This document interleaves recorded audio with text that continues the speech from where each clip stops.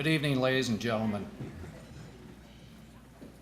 On behalf of myself and my brothers Craig, Mark, and John, and my sisters Denise and Marie, I would like to thank the nomination committee for recognizing my father's contributions to St. Louis youth hockey. I would also like to thank my brothers and sisters and Arnie Lobeck and Matt Buha for their help in getting information on the teams and years that my father owned the Afton Americans.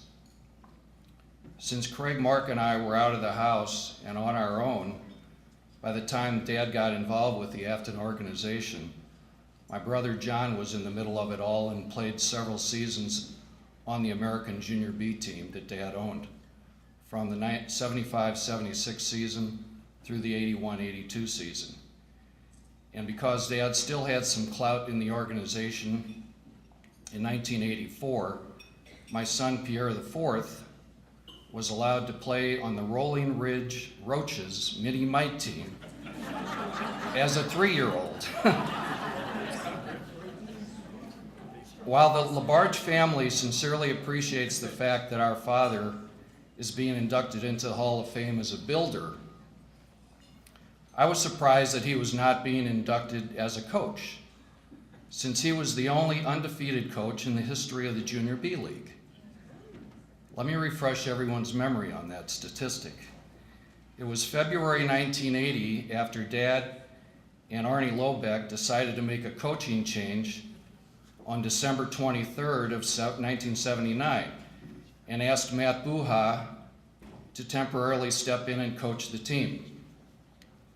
Matt had asked Tom Cato to be his assistant.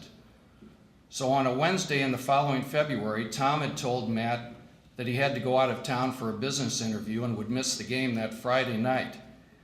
The next morning, Matt's father called him and told him that his uncle had passed away in Gary, Indiana, and they were leaving Friday morning to drive up for the wake and funeral. The Afton Americans had one game that weekend, and it was on Friday night against their arch rivals, the Brentwood Blazers. Matt was in panic mode. Who would coach the team? He knew that Arnie couldn't because he was going out of town with the midget team. So he called Dad and asked him if he would coach the team for that game. Dad was very uncertain and nervous about doing it, which was very uncharacteristic for him to act that way because he was always so confident and decisive about everything.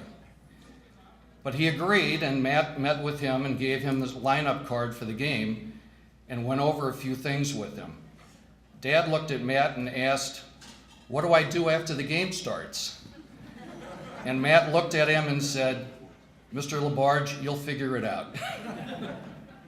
Well, the Blazers and the Americans had a rather heated rivalry, and the Blazers usually beat the Americans. And when Afton did beat them, it was usually by a slim margin. Right, Lou? But on this night, the team played with tremendous passion and determination and soundly beat the Blazers 5-2. When Dad talked to Matt the following day, he was much more excited and confident and told Matt, "Hey, it was easy, and if you ever need my help again, just let me know." So that was the only game he ever coached, and he retired with an undefeated 1-0 record.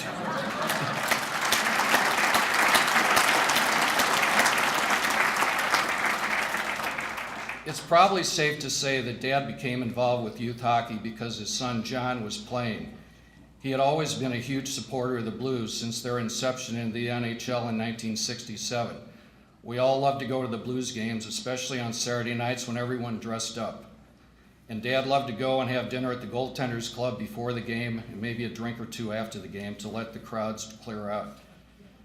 John started playing hockey in the 71-72 season with Suzuki South Bruins out of the new Afton Athletic Association ice rink. He played on various teams over the next several years, and Dad started to get more involved and helped out financially with some of those teams. In 74-75, Dad assisted in the financial needs of the Afton American Bantam Gold team, which John played on, and the Midget Gold team that won the state championship. So when the discussion started about forming a Junior B team and a Junior B league, my father was contacted.